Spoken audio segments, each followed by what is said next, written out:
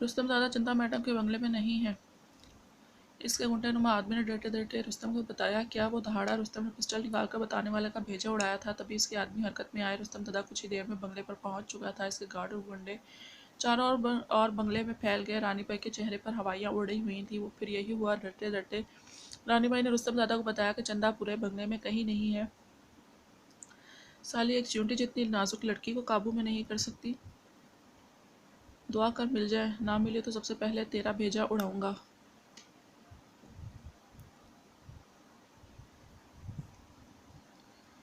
वो धाड़ता रानी बाई और अपने बंदों को मुखलिसात बकता हुआ चला गया। अगर ना मिलती तो क़यामत लानी थी। इस फ़िरौन ने मरते पड़ते वो लाहौर में रावी रोड पर मौजूद छोटी सी बस्ती में अपनी बहन के घर पहुंची। जो इसके साथ हुआ था, जो कुछ हो चुका था, वो इसे बर्बाद करने को काफ़ी था। और अब जो हफ्ते को बाद को होने वाला था, वो तो इसे हरगिज़ मंजूर नहीं था। मरकर भी नहीं। नाजिया इसे देखकर तड़पी थी। रूह रवाहा, मेरी गुड़िया कहाँ चली गई थी हमें छोड़कर? वो दोनों एक दूसरे के गले लगकर धाड़े मार मार कर रो रही थी। तभी नाजिया का शौहर अंदर दाखिल हुआ था और उसे देखकर इसके चेहरे पर हवाइयाँ उड़ी थीं। तुम रूह क्यों आई थी, तुम्हें पता है न? रुस्तम कुत्ते की तरह उसके मुंह सूंघते यहाँ चला आएगा और ख़त्म कर देगा हम सबको। तुम्हारे इस जुर्म की पादाश में मैं और मेरा ख़ानदान मारा जाएगा। वो धाड़ा और इसकी कलाई पकड़कर इसे नाजिया से अलग करता बाहर की जानिब घसीटा था। नहीं भाई नहीं, मुझे बचा लें, खुदा का वास्ता, मैं इस जहन्नुम में वापस नहीं जाना चाहती। प्लीज़ भाई, आपको खुदा का वास्ता है। नाजिया और वो दोनों इसके सामने गिड़गिड़ा रहे थे। तभी मोहल्ले में हलचल सी हुई।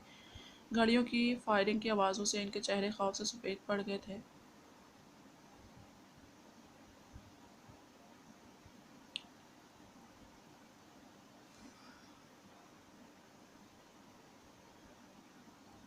सो हम इस लड़के को घसीटता इसके बताए गए एड्रेस तक लाया था, जो पुरानी मंडी। सो हमने इसे इस कदर डराया था कि शराब से इसने अपने घर का पता बता दिया था। इसे उसके माँ बाप के हवाले करके वो वापस आया था। बेसमेंट में पहुँच कर जेके से सब इन्फॉर्मेशन ली। जेके ने ज़रूर पेपर और डॉक्यूमेंट्स महाबीर को थमाए थे। शान ने वो आदमी बेसमेंट के ब्लैक रूम में पहुंचा दिया था जो सोहम खान को चाहिए था। आज इनके साथ सोनिया, किरण, नाशी भी मौजूद थी। सोहम अब अगला लाहे अमल बताने लगा था इन्हें। जेके, मैं और मुनीब लाहौर जा रहे हैं, हमारे साथ आशी भी जाएगी।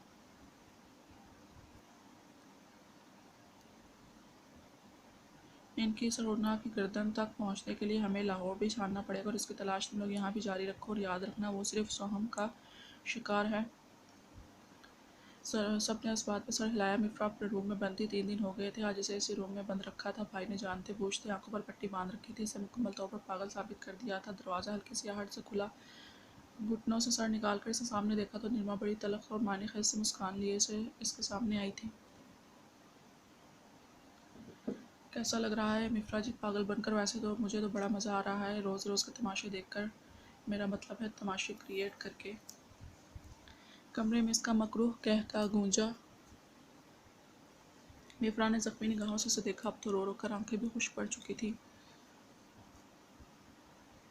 आंखों के गिरते सयाल की मुलगजा साहिलियाँ बरसों की कमज़ोर मर्जी सा लग रही थी, मगर सबके बावजूद उसकी कुदरत की जानिब से अता करता खूबसूरती थी जो बांध नहीं पड़ती थी। और यही बात निर्मा के लिए नाकाबिले बर्दाश्त थी। हाँ, तुम्हारे चेहरे से लग रहा है कि तुम मुझसे कुछ पूछना चाहती हो। चलो, या क्या याद करोगे? आज पूछो क्या पूछना है, क्योंकि मैं जवाब देने के मूड में हूँ। अंदाज शाहाना था। क्यों किया ऐसा? मेरे साथ क्यों कर रही हो तुम? मेरी सबसे अच्छी दोस्त और कज़न थी, तो फिर क्यों किया? मिफ्रा ने अपनी रूह तक को बेचैन करने वाला सवाल इस जालिम लड़की से पूछ लिया।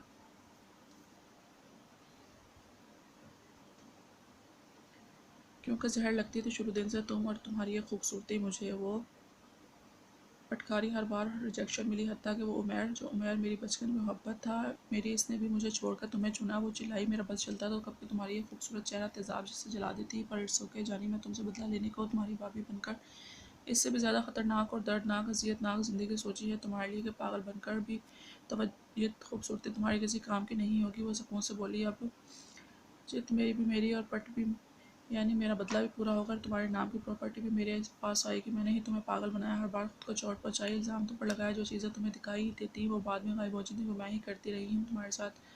दाँत तो दो यार। इसने खबात से एक आँख में की, हाथ में पड़ा चाकू को इसकी गर्दन पर रखकर देखकर बगैर अपने पीछे से हाथ की आहट पाकर वो चाकू तेज़ी से मिफ्रा के हाथ में थमाकर दोनों हाथों से इसके हाथों पर रखकर चिल्लाना शुरू कर दिया। चाकू की नोक से अपना चेहरा भी थोड़ा सा जख्मी कर लिया।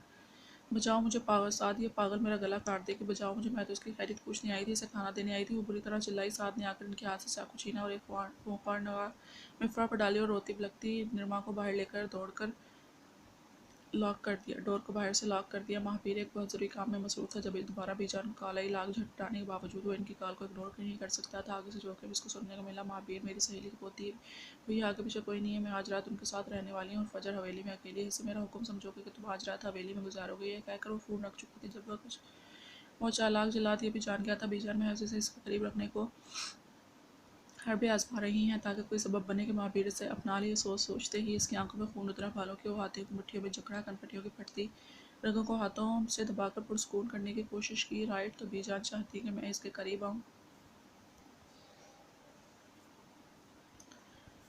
तो आऊँगा, ज़रूर आऊँगा, मगर नए सिरे से इसको जख्मों से छलनी करने के लिए। और इस बार ये जख्म इसके जिस्म पर नहीं, रूह पर लगेंगे। बीजान, बुरा करती हैं आप जो मुझे ऐसा करने पर मजबूर करती हैं। वो अपना मोबाइल से एक नंबर डायल किया। अलीज़ा अपना सर थाम कर बैठी थी। किस मुसीबत में फंस गई थी वो। जब से नींद से उठी थी एक ज़िद की जा रही थी। रोशी बेबी को ऐश चाहिए, अपना फ्रेंड चाहिए, अभी चाहिए। वो पाँव पटक पटक कर रो रही थी और कुछ खा पी भी नहीं रही थी। अलीज़ा रात तक रूहानसी हो चुकी थी क्योंकि इससे पहले आरुषि ने इसे कभी ऐसा तंग नहीं किया था, ऐसी ज़िद नहीं की थी। आपको मुझे अपना फ्रेंड चाहिए ना, मुझे ऐश चाहिए। इतनी मुश्किल से मुझे फ्रेंड मिला था, अच्छे वाला डेविल नहीं मुझे चाहिए। अब तो रो रो कर इसकी हिचकी भी बंद चुकी थी। मगर अलीज़ा ये फाश गलती कर बैठी थी कि महज इसे अपना नंबर दिया था और इससे उसका नंबर लेना भूल गई थी। अब कैसे उसे बताए कि एक पागल जल्दी लड़की को इसकी अच्छाई ने कितना डिस्टर्ब कर दिया है। वो तो शायद निकी करके अब तक भूल भी चुका होगा कि किसी रोशी बेबी को जानता भी है कि नहीं। देखो रोशी, ऐश को पता चला कि रोशी बेबी ने अपनी आपो का कहना नहीं माना तो वो कट्टी हो जाएगा रोशी बेबी से। रोशी चाहती है कि कट्टी हो जाए आपसे। राशि ने ज़ोर ज़ोर से नफ़ी में सर हिलाया। तो फिर आपो के कहने पर खाना भी खाओ और मेडिसिन भी लो। नो, इसकी एक ही तकरार अलीज़ा ने फिर सख्त पकड़ा था।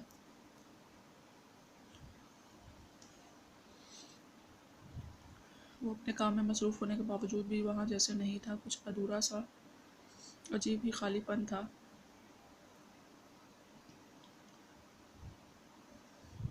जैसे कुछ पीछे छूट गया हो, जैसे कुछ खो गया हो, जैसे वहाँ मौजूद होकर भी कहीं और था। और अपनी इस कैफियत से शान पूरी तरह झंझला रहा है। सब काम छोड़कर एक पल जो बैठ कर सोचा तो क्या था, इतनी बेचैनी का सबब बन चुका था। उलझन का कोई सिरा हाथ नहीं आ रहा था। आखिरकार जहन में धमाका सा हुआ और दिल ने चुपके से एक नाम पुकारा था, बहुत चुपके से, रोशी बेबी। ओह, मुझे तो याद ही नहीं। इसने फ़ोन निकाला और मोबाइल में ताज़ा किया, सेव किया नंबर डायल किया जो दूसरी बेल पर ही रिसीव कर लिया गया था।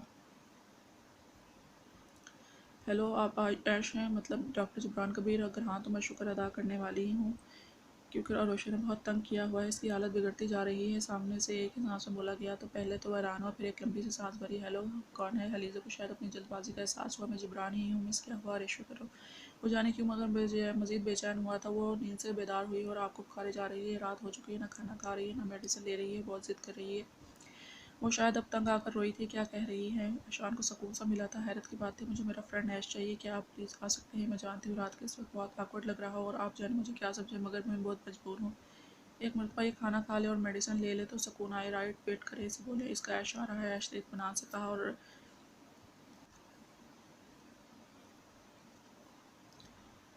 इसका ऐश आ रहा है, ईशान ने इत्मीनान से कहा। रगो पे में सुकून सा दौड़ा था और वो बाहर निकला। अपनी गाड़ी से वॉलेट और मोबाइल लेकर तेज़ी से निकला था।